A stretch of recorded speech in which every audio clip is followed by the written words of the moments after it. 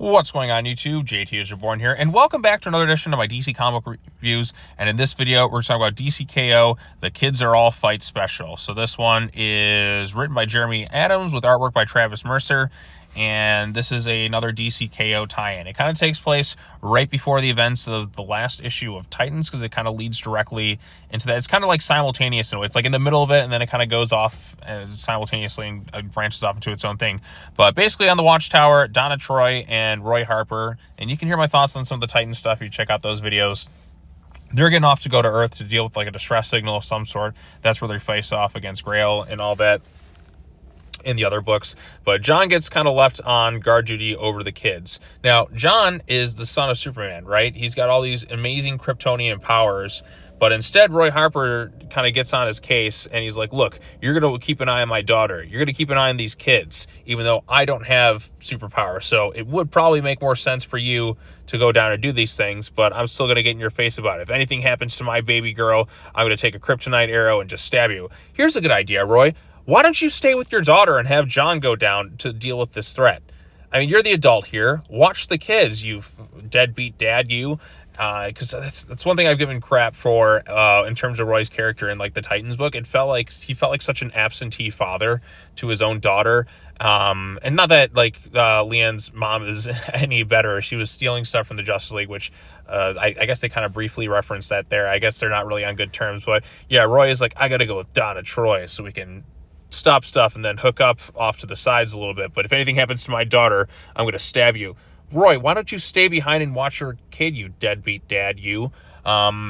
I don't know. It just kind of like was frustrating. But Jon's like, all right, fine, sir. You know what? I will say, everyone who's seen my videos knows I've never been a big fan of what they've done with aged up Jon. I don't think he's been nearly as interesting as a character. And I think that's the biggest mistake DC has done in the past 10 years in terms of like writing that. But I guess we've been stuck with aged up Jon longer than we have kid Jon.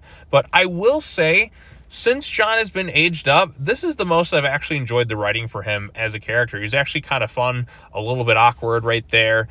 Feels a bit like the Boy Scouts, and it's just him just I don't know. His personality was fun in this thing. He's looking for the tower for everyone. He's been kind of duped and all that too. Maybe it's just the storyline there, and he's kind of flashing back to Roy just being mad about him. I don't know. The writing was kind of fun here. Like I don't mind Jon under like Jeremy Adams' writings, but yeah. So the kids went to Earth, off doing their things. I do like with the artwork, you can see even behind the mask, kind of the mischievousness of like Leanne. She's kind of like the rebel of the group.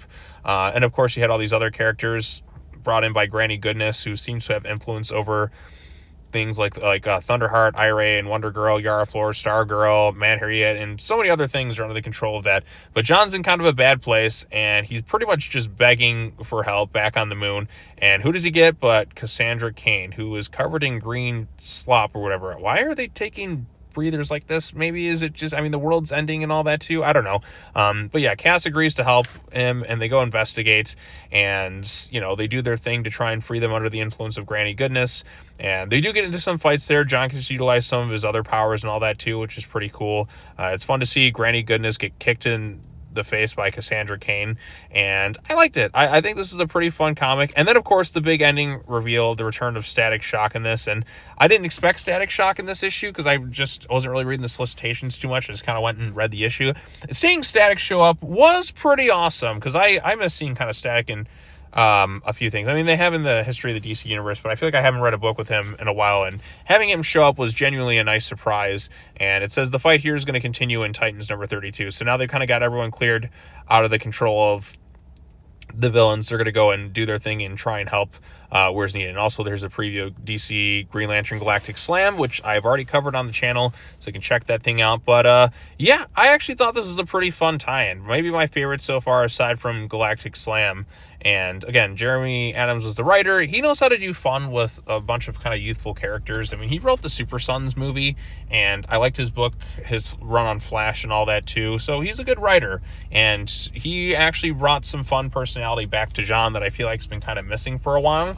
And it was entertaining. It was a good use of like teen Jon or whatever, or however old Jon is at this point. Was he like 18 or whatever? It's a good use of him. And if Jon's writing was just kind of this for a while and not so much some of the whatever other like nonsense we've gotten with him in the past where he's just kind of obnoxious bratty, but not in like a fun kind of way, but just kind of annoying where he's like, Dad, you should do better, then I'd be all for it.